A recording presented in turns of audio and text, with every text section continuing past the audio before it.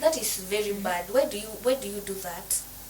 Why do you even think that a woman has up and left kwa sababu ya mapenzi? Kwani we can't find greener pastures? I can get myself a better job as a woman. I'm sure I can do that. Well, me nasemanga if I had rich parents. Hi, my name is Undermining. And I'm Tama Mbugwa. And this is Even in Sickness.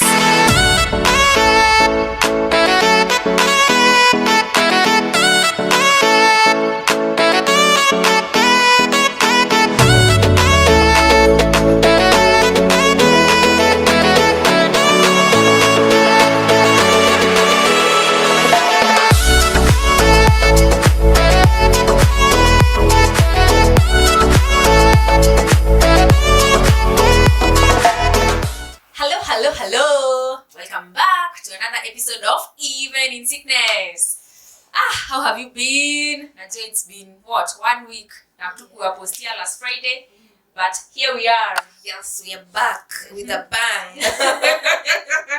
As we said, we will be posting every other Friday. Yes. That means alternate Fridays.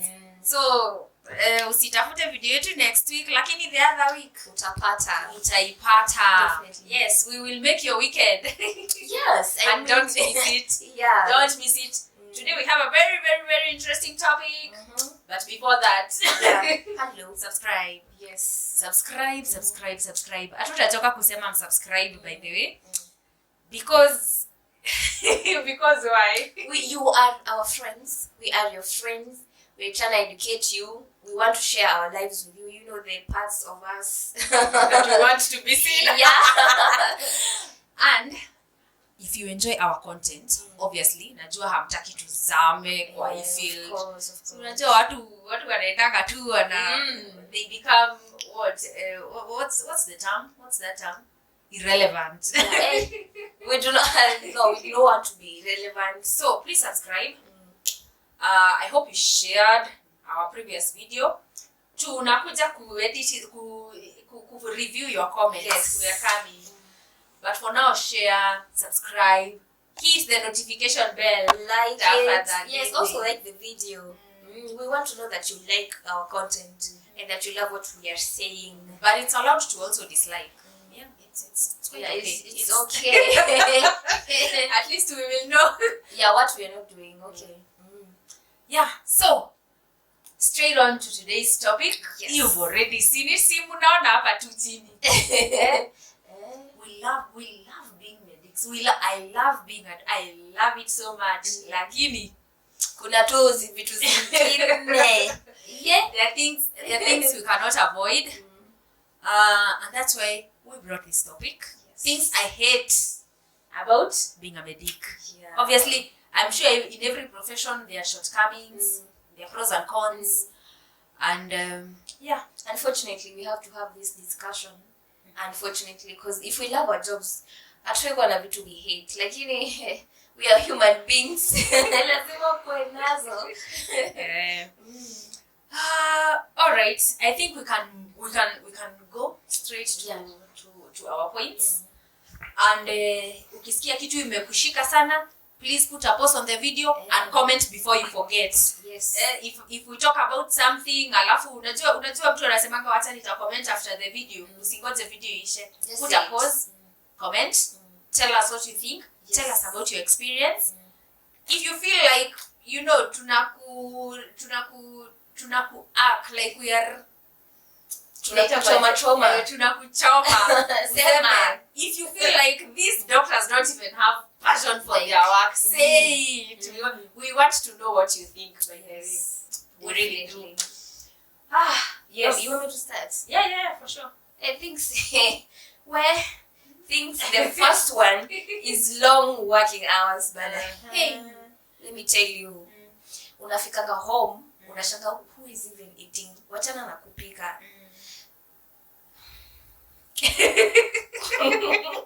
Hours, I don't see 8 hours, they're like 11, 10, 12 hours.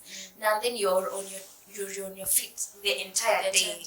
Yeah. Kupanda stairs, Kushuka. kwenda sijui wapi. My friend. Okay, I think that affects nurses more. Hiyo sitaongelelea sana, but You know hata kunanga haja ya kwenda gym. on the stairs. I've done my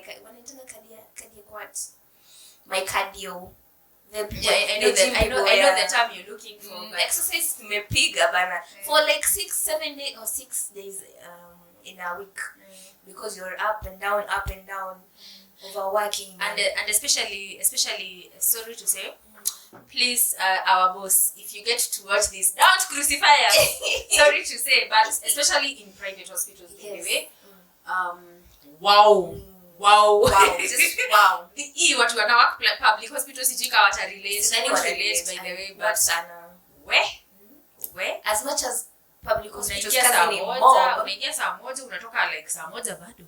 Yeah, it's like 12 hours. It is definitely 12 hours. And you know, as long as you're working in that environment, you have to like your patients. Yeah. But they don't kitishwa maji wewe huyo understands. Wewe ndio kila kitu by the way. You are overall. Anas is like overall of everything. Wewe ndio mboch, sorry to say. Yeah. You're the counselor, you're the physiotherapist, you're the doctor sometimes. Yes, you are. Kwa sababu mtu anakuja sasa daktari. Because sometimes squeezy ni kama sister inaisha. Squeezy sister si sana. I think put a pin on that because squeezy by then they call you nurse unless public hospital. By the way, what do you feel about the term sister? Because I hate it. See, oh my god. I'd rather you just call me my name by my name. Yeah. Another term I hate is madam. Ati yani mimi umeniona na lab coat ama in my uniform. Madam. Excuse. Who is madam? Oh my god. I am but if you don't know my name, excuse is enough. I'ma just say that. Okay. No. Yeah, that is okay. Like even the long working hours, I feel for public hospitals, as much as the workload is much, it is. They don't work for the entire 12 hours. They work like 7-6 hours. Yeah, they have shifts that do make sense actually. Very favorable. But I'm sure they also have their complaints. They do. We don't know. They do. You cannot know what someone is going through unless you are actually in their shoes. Yeah. Because where the workload they appear. Tell us those in public hospitals. Tell us about your challenges. Please do. Hey, because okay, me, when I was in the internship, of course, yes, jua lakini I'm sure when nurses in public hospitals also go through a lot. Okay, on social media, utaona mahali nurses tunaongea, they have complaints. Yeah, they do for sure. Hey, but the working hours, we are not invalidating that you have less working hours in Mini, but we know you have challenges. You tell us for comments. Tell us what are these challenges that you face. Zenye hatutataja. Yeah. As for doctors, working hours, yes, we are affected, especially we in private hospitals, because kwa ubaya lakini madaktari wa public hospital. Wow, yeah. Wale wa mpaka saa 8 hivi. Let me tell you, kuna those ones in private hospitals anafanyanga tu round.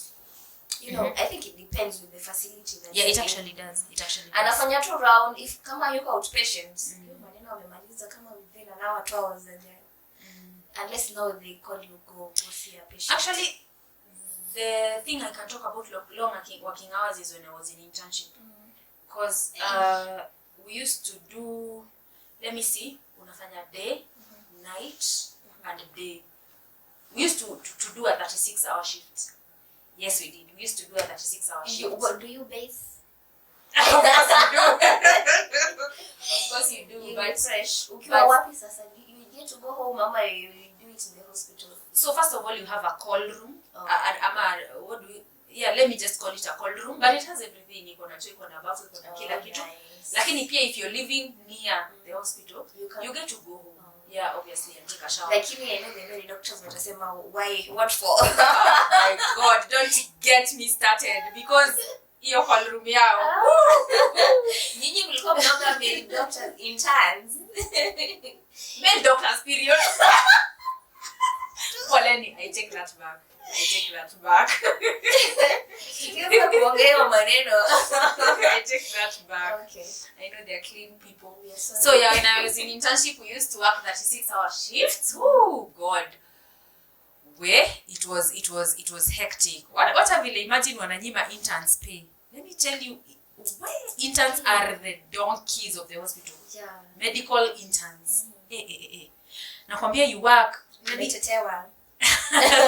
Hey, I'm with you guys. Nakwambia daktari atakuja for like major ward rounds actually. The consultant. Of course. In fact haulizangi medical officer. Medical officer intern. Wewe ndio unaulizwa kila kitu. This patient hakufanyiwa nini? Why is this ward dirty? Why are you seeing the patient na kitanda iko chafu? Yeah. My God, is that my work? The matron pia. Sasa umasangi Anyway, yeah, long working hours is for real. It's a thing. I think even in public hospitals they still do those shifts. They do. Although sometimes ni ya kujitakia, especially mkipangana. Yeah, but they're still very present, existent.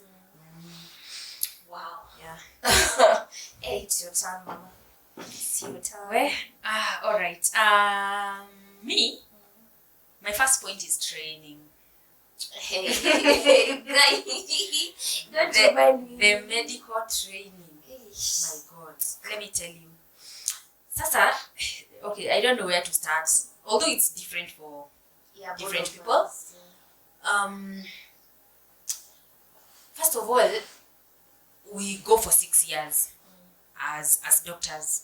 You're trained for 6 years. Unasoma miaka 6. Na hiyo mark you after 6 years you're just a general practitioner. Like you're just like with me I don't even feel right now hata mtu akiniita okay I don't know how to phrase this. How should I phrase it? Just say it.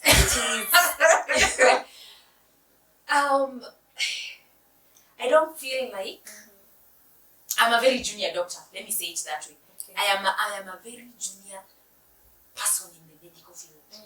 Hata hiyo jina daktari. Sometimes hiyo jina tafadhali niite tu kwa hospitali. Tusikute hapa nje. Nje, but then I don't like being called daktari outside the hospital. Because the name daktari comes with a lot of with expectations. Yes, not even responsibility. It comes with a lot of expectations, even from members of the society. They expect you, to be well financially. Yes, you know. Sasa wewe uko sokoni hapa na matope pika huku unabai nyanya. Uko kwa nyanya za bob. Manager. Unafanya nini kwa soko? Alafu wewe na wewe kichwa unani. Daktari. Mbona una shout? Hata hiyo nyanya utauziwa 50 bob moja. Yeah, anyway, I am a very junior doctor. Despite being trained for 6 years. And now apart from that, in order for you to qualify as a specialist, uitwe gynecologist, pediatrician, physician. Unajua kuna majina zingine kubwa. Unasikia ni physician. You have to be trained for 4-5 more years. Wow. So in general you have to spend like 10 plus years studying in school. Yes. Sasa kama uliingia shule ukiwa 18, 19 in medical school and you're studying for 10 years, you start practicing at 28. No. At least by the time you are a general practitioner, at least umeanza ku practice. Hapo ni Kenya. In other countries it's even worse. It's even worse. We have it good. Now, hapo kwa training ya 6 years, for me. Now this one I'm totally speaking for myself. I'm not speaking for every doctor else, because people are different. For me it was tough. For me it was very tough because I was a very average student. Hey! Average. You are not an A student. Hiyo ina wenyewe my friend. Hiyo iko na wenyewe. I was very average. But even to get that average, by the way, me is trained. I really struggled. Sababu, first of all, when I was in first year, I didn't even know head to, like I was clueless, like hey my god, nilikuja kama watu wengine wameingia, then I was there pregnant. Hey, oh, it was then, that time. Yeah, it was that time. Wow. And You're then confused. I was so confused. And then nilikuja na a lot of ushamba and a lot of religion and a lot of so I was clueless most of the time. Mimi nasikia ati kuna class ya sijui nini. I have even no idea. Like it was just hell for me for the first 2 years in medical school. They were just bad for me. Like really bad. I think I used to call my mom every day crying. Oh.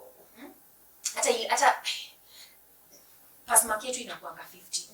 But my friend kupata hiyo I'm sure that I know. Why are you not telling us? No, I'm giving you time. Before the So exam. pass mark yetu ilikuwa 50. Lakini kufikisha hiyo 50 for me it was a struggle. For me it was a struggle. Ulikuwa unapata ka 49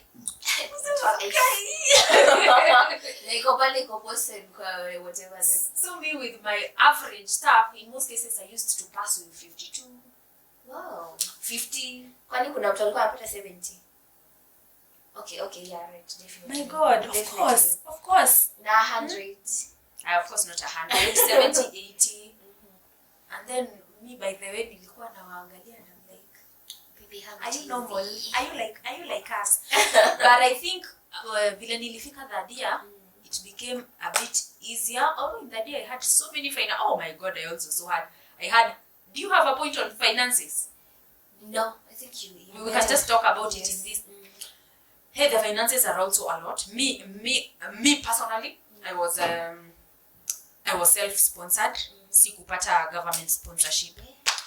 So just training a doctor in Kenya, I used to pay rather my mom used to pay. Not me. My mom put me through school, by the way. Oh my God. Mom, if you're watching this. She's definitely. So she used to pay lakini nikisema hii watu watasema mimi ni rich kid and I am very far from being a rich kid. I am very far, but just know it was a lot of money. Yeah, it was a lot of money. Nikiwa that year nilikuwa na so many financial problems. My God, nakumbuka sikufanyanga exams za like the whole year. Because of finances. Dean wa medical school alichangiwa, so a new dean was brought in, and then hakuwa na allow watu wafanye exams. I don't know what. So my whole exams za that year I did them between like September and to December. But it was not, that year was not so bad. Now, anyway, just know the training is just a lot. It is tough. And training a doctor in Kenya, even the ones who are government sponsored, the government spends a lot of money training doctors. And then wakimaliza hiyo tutaongelelea. Lakini I think I'm still traumatized. When I look back to hizo masiku, I think it doesn't look as bad as it was then. Unajua ukipitia kitu ngumu, after you're through, you usually don't remember how you do remember, but inakuanga inalesa. Umeheal sayo. No.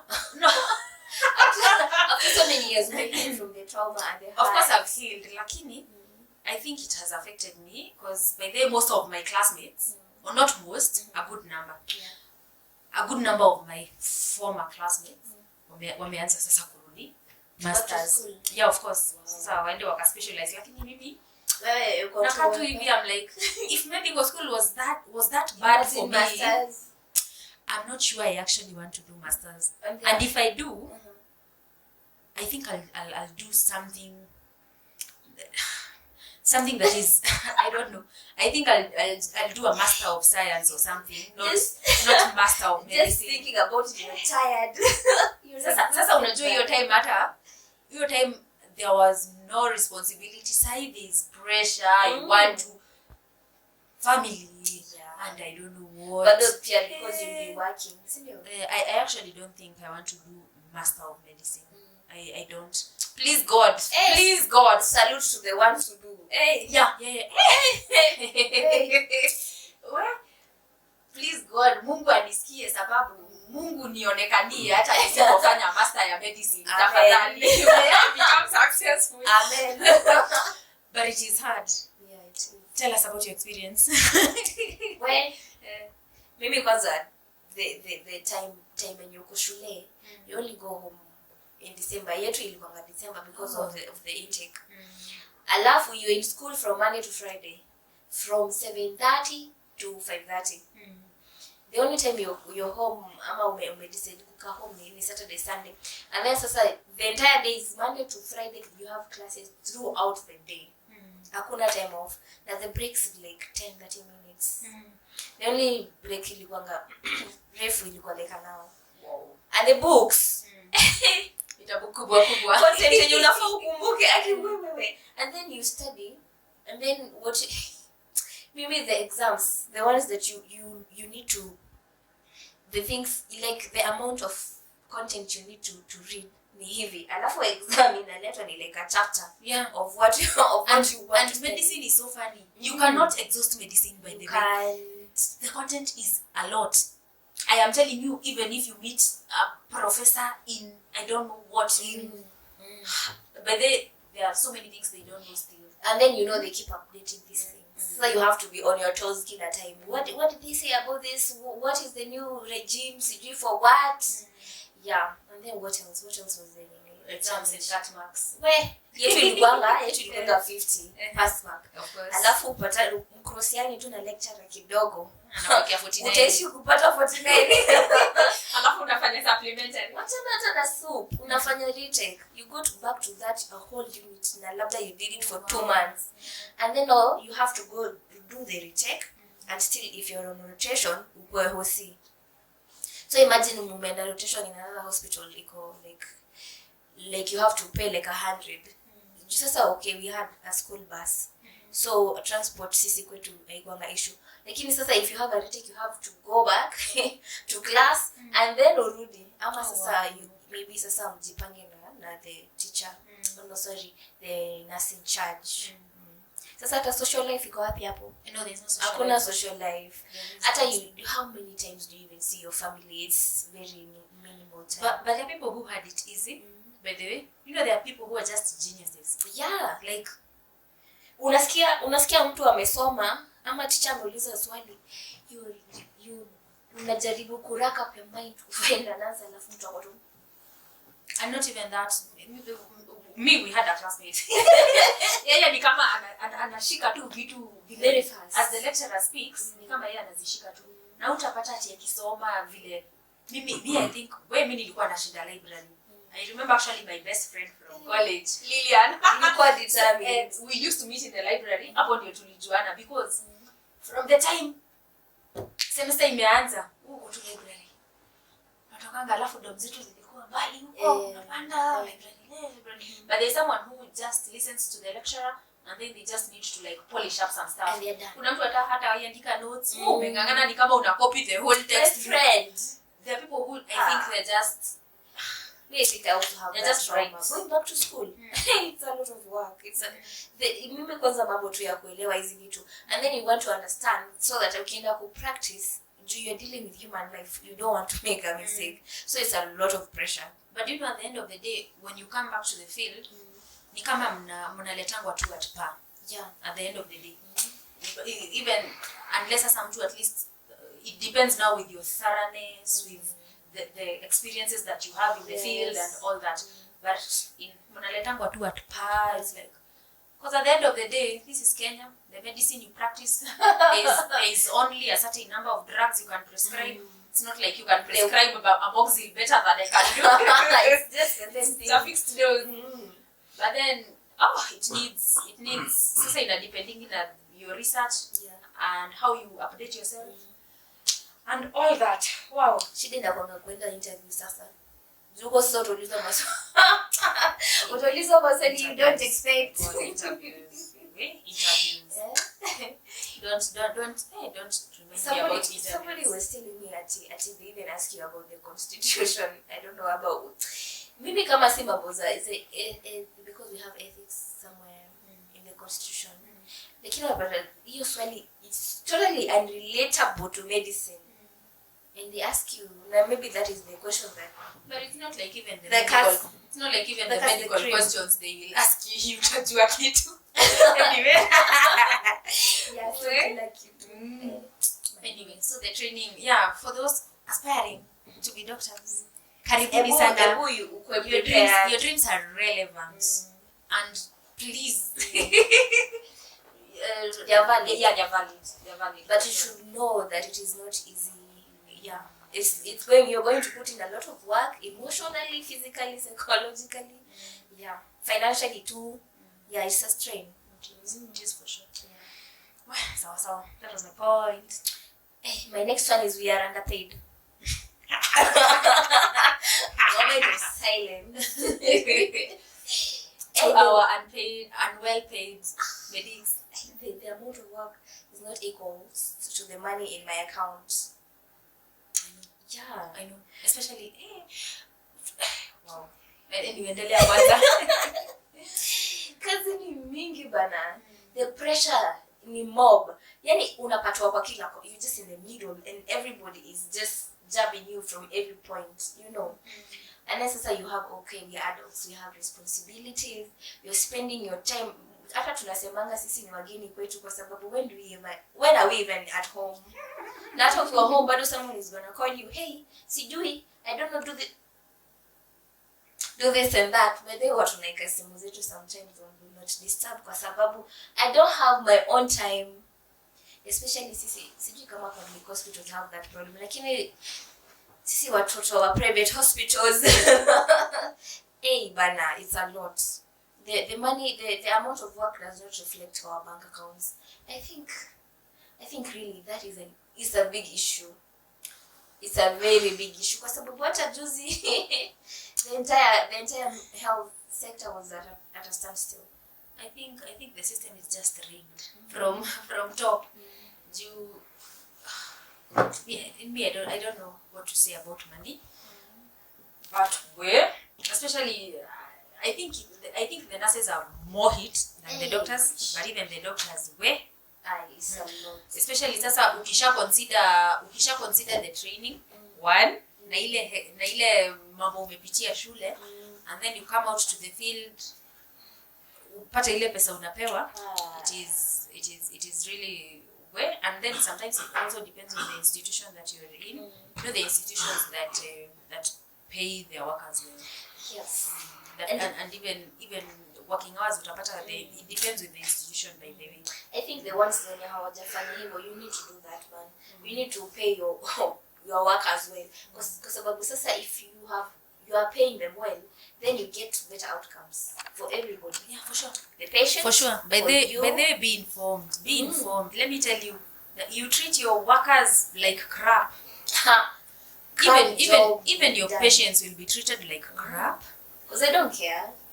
And the turnover of workers will also be high.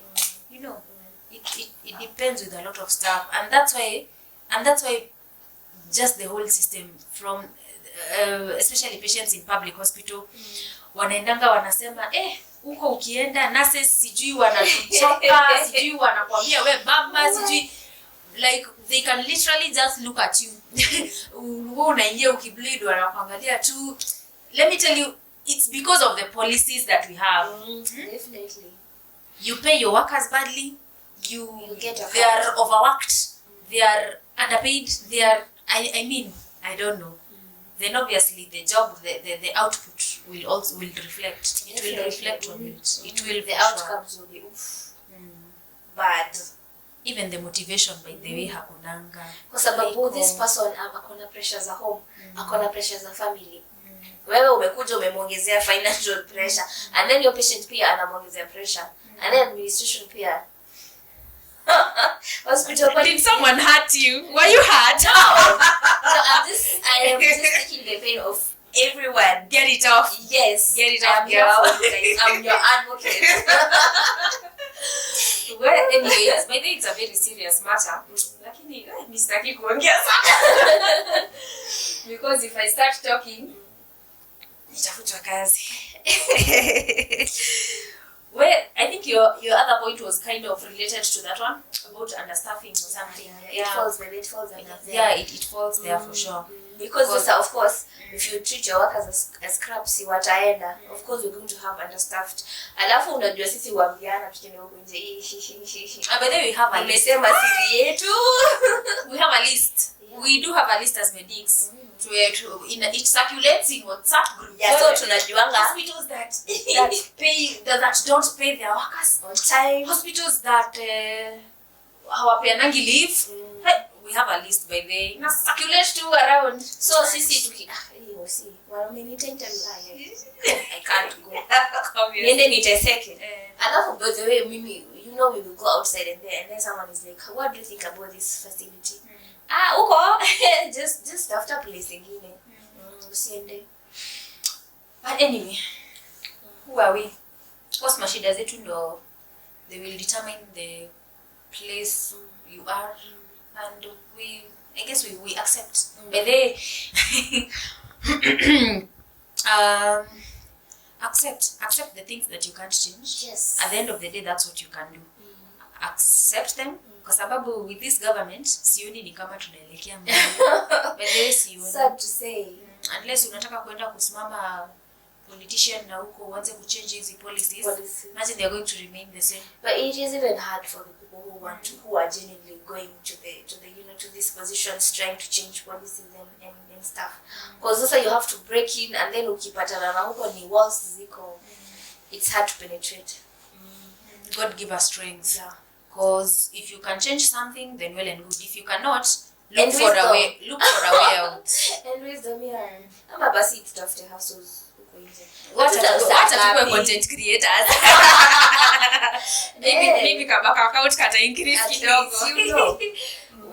Yeah, I know it is hard. Yeah, it is hard. Really.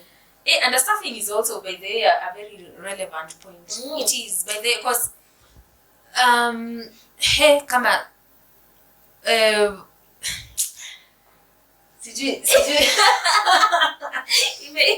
especially since development, you know, counties are not employing as much as they used to. Yes. So unapata hata even doctors in hospitals ni wachache. Unapata maybe one person is covering the whole medical surgical department. Workload. You understand? And that's why by the way utapata daktari anakuja by saa 8 you've seen like 100 patients. Ebu tell me how that output will be. Man. All this, they require a lot of mental pressure, nini. But they are even it requires you to be emotionally healthy kwa sababu hauta connected na watu. Because if you're not emotionally well, kutakuwa tuna gap mahali. There has to be. Wow. So my next point is actually about unemployment.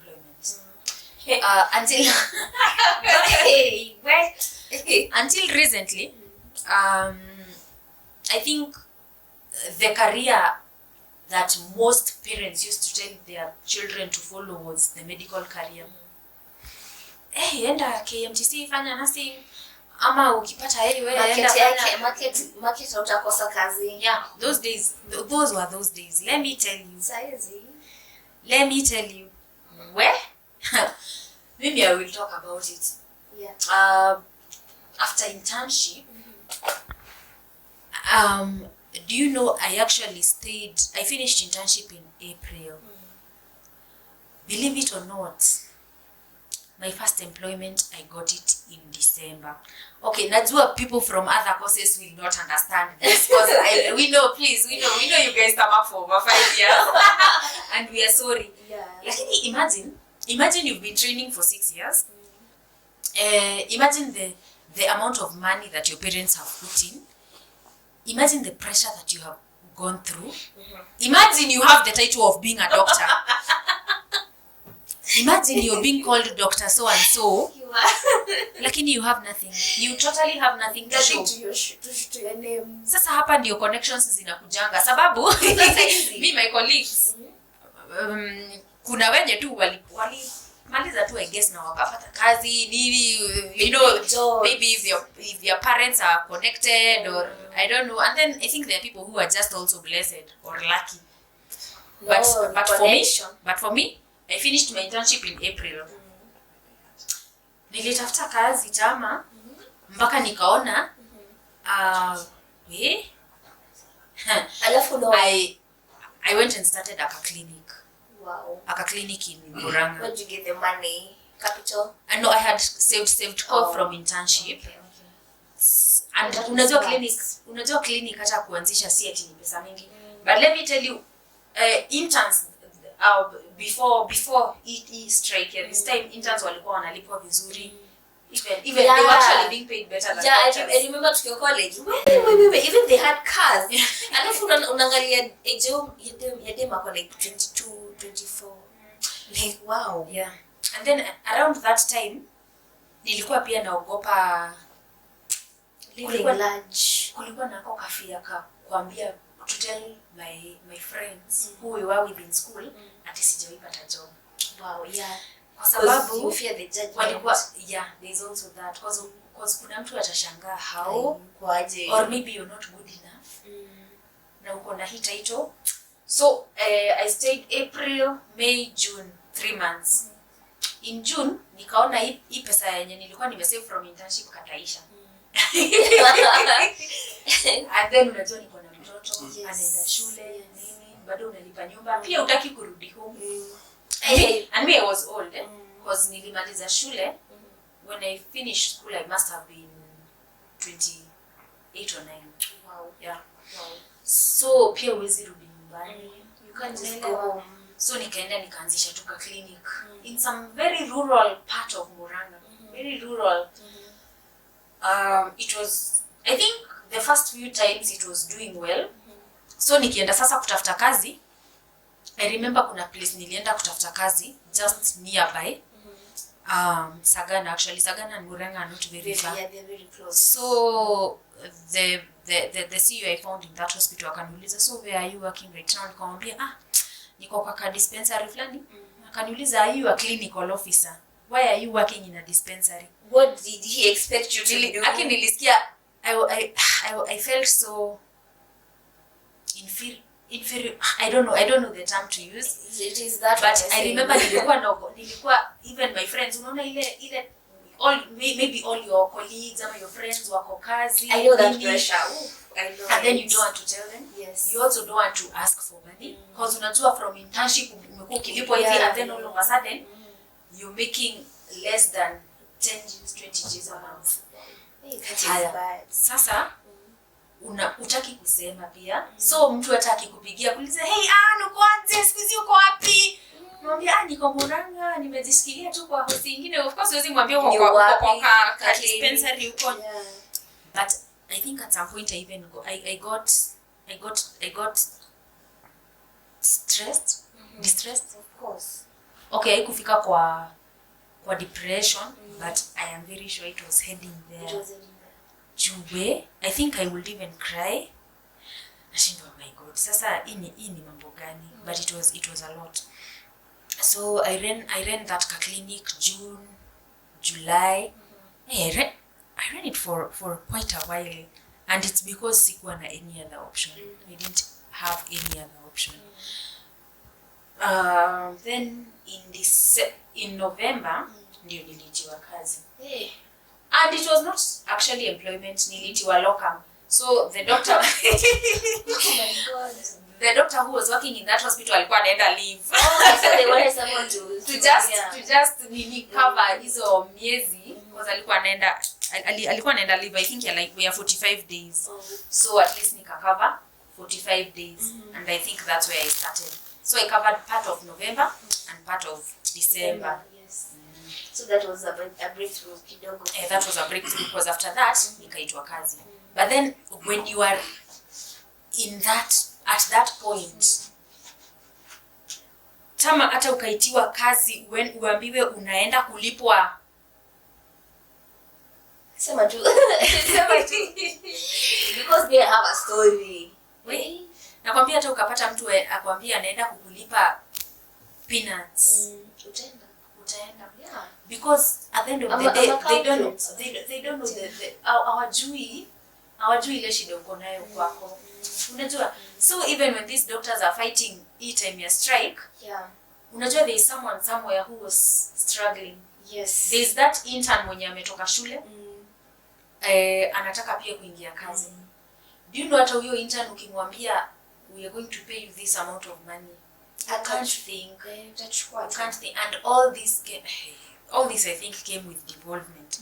So nowadays employees are taking advantage of the fact that doctors nowadays are tamarking and they are unemployed. So now they are taking advantage of doctors, so they are underpaid. It has become, actually underpayment of doctors has come recently over the past maybe 3 years. And me, I have a first-hand experience, even right now. I won't lie to you, even right now. I'm not as well paid as maybe my colleagues in public hospitals, for sure. And I don't know whether, I won't say there's nothing we can do about it, but I think, mi ndio najua zile shida ziko kwangu, msini judge. Kama wewe uwezi fanya kazi yenye unalipwa, I don't know, msini judge. By the way, I know my problems. You got to take care of yourself. Yeah, for sure. However, sisi, I think I'd say we don't tarmac really, because utapata job. Lakini wewe, utatumika vizuri. You'll be used as a vessel. Alafu watakulipa vibaya. Very bad, yeah. And imagine that is part of tarmacking. Because if you're not comfortable with the place you're working, you're ever looking for greener pastures. Yeah. You are ever looking for greener. Well, I don't want my kids, me personally, I wouldn't want my kids to actually I know, go through that. do medicine actually in the current government. No. Not even a chance. Unless ye mwenyewe sasa niambie, no, me, I want to be a doctor. Okay, fine. But then we are not discouraging you. Oh my God, we are so sorry. Yeah, we are not. It is just the topic of today. Yeah, for sure. So it has the medical field we used to know those days is no longer that. It is not. Wow. So wewe unapata tu job immediately. Yeah, unapata job immediately. Lakini sasa unalipwa peanuts and then unatumika vibaya. The first job I got, by the I had just been done with school. It was at a clinic. Lakini sasa you're working uko tu na off moja. You're working for 6 days. Huh? Yes. And unaingia kazi 8, unatoka 10 p.m. What? Yes, and you're everything. You're the pharmacist, you're the receptionist, you're the clinician, you're the lab tech, you're the midwife. You know. Nasa you're the money you're getting. Jesus. So, okay, I was the only one there, working there. So this one time, my boss decided to get a clinician. And that was good. Kwa sasa tulikuwa tuna change.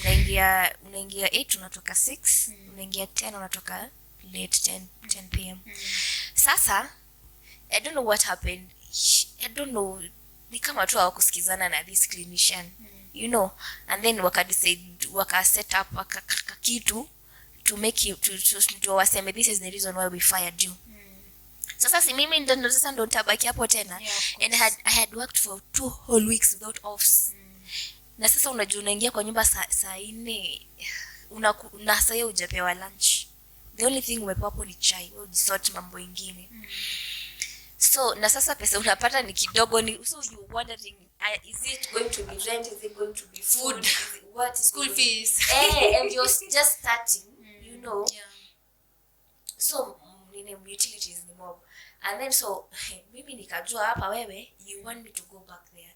So nilikuwa napewa off on a Thursday. And then see they've got this man fired, the clinician. So the one when on a Tuesday night she was telling me, Sasa, you know Tama, you have to come on your off. Maybe I was already You're one off. You're one off. Yes, you know you have to come. Do you know those are like 4 days in a month, Tama? It is 4 days in a month. Oh my God. And then now in my head I'm thinking, this woman wants me to stay here. I don't know how long it will take for her to get another clinician. So he's going to be working the entire time. Hata nitakuwa na off kweli. No. So what I decided to just quit. And I just up and left. Yeah, and then she said, my Lord, up to date is funny. She said that sasa she texted me ati sasa umeona ati wewe msichana unajua wewe ni msichana mdogo sasa unafuatana na mapenzi itakuharibu. My God, the judgment. And then I don't know, I think these older generations wanaonanga tu wasichana wanafikiria ni mapenzi tunatafuta or something. But then let me tell you, we are very woke people. We are empowered women. Definitely. We want money. And then this person, the clinician, was also a good friend. Of course, we had to become friends. She thought you and the clinician had a thing. That is what she said. That okay. is what was in her head. I don't know. Mi sijui watu wako hiyo katown walimwambia nini. But sasa, I don't know. I think if he hears this story, he's going to laugh. Because that was funny. It was, for sure. And the judgment. That is very bad. Why do you do that? Why do you even think that a woman has up and left kwa sababu ya mapenzi? Kwani we can't find greener pastures? I can get myself a better job as a woman. I'm sure I can do that. What me nasemanga, if I had rich parents, to see there are things I wouldn't tolerate. But just because I just went back home, imagine. I went back home. Hey, these are real things. I think that was my point. My other one is being undermined and appreciated. Yeah, that's a legit point. A lot. Mko ward round. You the daktari anasema. This comes from doctors, right? We undermine nurses, eh? Yes, we are sorry. Nakwambia, doc, I don't think we should do that. Doc, I don't think you should give that medication. Doc, I think mama, we need to go use a certain part. Like, no, hapana, we should. Mimi ndo nakaa na huyo mgonjwa for like the entire time, you know. Na sasa umeobserve patients, umeona maybe this is not gonna work. We need to use a different kind of management. Lakini sasa cadres, keep to your lane. Yes. Lanes, my friend. Even bring opinions. No, nobody listens to you. Yeah, for sure. You ask for daktari. I'm going. So okay, in private hospitals, utambia the owner or the administration or somebody who is a bit higher than you. Sasa, I think we'll need something. Okay, sasa, what example am I going to use? We can just talk about maybe resources. Yeah, the resources. Ama a certain tuongelele tu kuhusu resources because I know it's a thing. Unless daktari aende ambie administrator, we need this and this and this. Mimi sitasikizwa. Nurse hatakusikiza. Na mimi ndo nitatumia hiyo kitu. Maybe let's say an oxygen mask. Yes. Yeah. Umeitisha, you know that you will definitely get a patient. Ama huyo mtoi, ama that person needs or two. Lakini sasa wewe, you're just blabbing up. Hakuna kitu nasema. What are you saying? We don't need those things. Na mwenye anaongea hivyo kwa ofisi. But you sasa huyo patient, if we don't do this, we are going to lose the patient. Ama we are going to make their condition worse, which we can avoid. It becomes very annoying. It is very annoying. And you know, by the way, I don't know why nurses are undermined, because do you know some public hospitals, I think they have adopted nurses are actually the policy makers in some hospitals, because at the end of the day, by the way, let me tell you, nurse ndio anajuanga what they need in a hospital, because they are the ones who are with the patient 24/7. They know what is not there. Anajua ni dawa gani hakuna, sababu yeye ndiye ana administer hiyo dawa. They know. In fact, I think, but they should be the policy makers. In fact, I think administrators and in charges in most hospitals are actually nurses. They are. But then now, it depends with hospital policy, I think. But I do know you are undermined. I do know that. And I don't think it's you alone or it's where you work alone. I think it's just a whole thing. Just a whole thing, a whole system. Yeah. Just sasa you find yourself, you care. But sasa unapata you just throw hands kwa sababu. What am I going to do? Mimi siwezi mshikia. You can't do it yourself. and sasa shida tena, you cannot afford ati sasa useme I'm going to buy the oxygen mask. You can't do that. No, you can't. You can't for sure. Otherwise, you will end up In Kenya, you will end up buying for everyone. Kisasa utasema kaende na utaki. For sure. Because we care about you guys. We care about the patients too. Genuinely we do. We even worried because unafika point the patient's condition is worsening, like what are we not doing right, daktari? We unajua tunapatana, like we have a meeting, we need to do something ama you know. Lakini sasa when mikono yako imefungwa, you can't do anything. Kato hapo. Ama you just continue doing what you've been doing, which is not working, until God comes in and you trust. Sasa inafikanga point you're like, God, well, you know how many times umekana mama in labor, and by the way, I know when things go haywire, the blame is always on the nurses. Ni wewe. Yeah, I know. Definitely. I know. Why didn't you say? Mbona hamukusema? And it's not only see huko everywhere. Yeah. It's usually like that. Inafika point you pray, unaombanga kimoyo like God, akisasa hapa ni wewe. Sio mimi. But I think a doctor who doesn't listen is first of all stupid. If you're not listening to your nurse, please, you're stupid. Yes. And all your years in medical school are wasted. Unless your nurse ni waje fake quack. But unless you know it is someone who's solid, who knows what they're doing, you should listen to them. Yeah, for sure. Because nurses, I don't know, especially when it comes to maternity. Do you know, we even work with instincts. When it comes to maternity, actually, me, nurse akiniambia, hey doc, acha tupeleke tu mama CS. Sometimes you listen. Sometimes you do listen. And then there are nurses who, you know, depending on their level of experience, obviously. Yes, they know, yes, definitely. Especially nurses of public hospital. Those ones are our respect, bana. Mtu amekula chumvi kwa kazi, akikwambia daktari, hiyo tutafanya hivi. I say yes, madam. But they do know the doctors I've met with or interacted with huko nje na wanafanya kazi public hospital. They fear nurses. Yeah, they do. Anakuanga huyo akisema hivyo tunafanya. And believe it or not, especially when it comes to maternity, doctors are trained by nurses. Yes. We are trained by nurses. Yeye ndiye anakufunza kujua whether the mother is going to deliver, kusikiza fetal heart rate, assessment and everything. We are actually trained by nurses because they've been there. When ndio umetoka shule, you know nothing. Ati unakuja na mambo knowledge yako ya vitabu. Ebu sit down. Yeah. Me, I think the thing I can talk about being, what was the point? Undermined, appreciated, is being a female in the medical field. As a doctor. Yeah, being a female doctor in the medical field. I think it comes with a lot of undermining, especially with the older generation. I think normally doctors were believed to be men. So mtu akikupata, actually kuna mtu aliniambia ati nilisikia hiyo hospitali yenu watu wenye wanahudumianga wagonjwa ni nurses. Why? Because by the our boss, kudos to our boss loves female doctors. Yeah. He does actually. He actually told me sometime I prefer female doctors.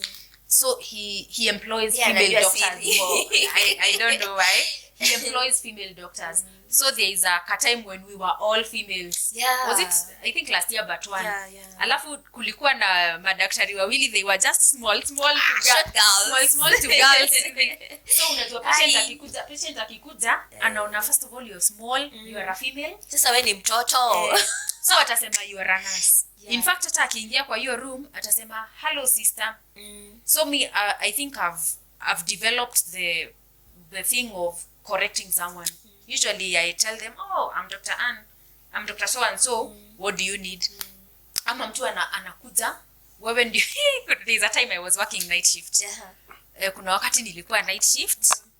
So I don't know what, but a patient came, I think it was an emergency or something, according to them. So nikaenda, I started kuwahudumia and everything.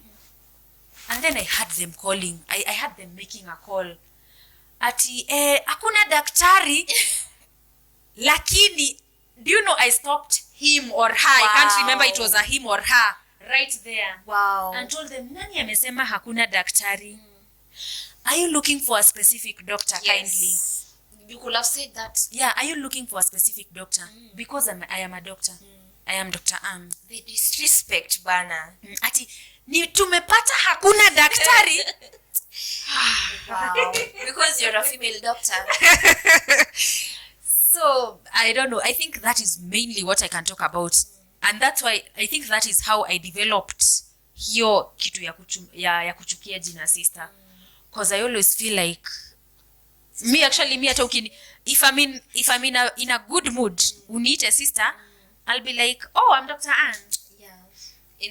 But if I'm in a very bad mood, alafu uniite sister, I'll just ignore you, because first of all, I'm in a lab coat and I always put on my name tag, and it is clearly written Dr.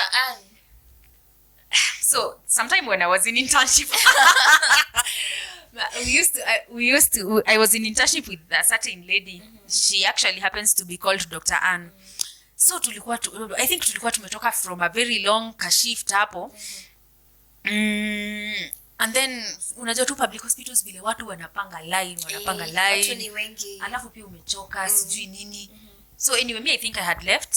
Sasa yeye akipita mahali some patient, a certain patient akaanza kumkelelesha, wewe tumekuwa hapa tukingoja sijui nini, why sister nini. Oh. I think she was icked that day. She was just tired.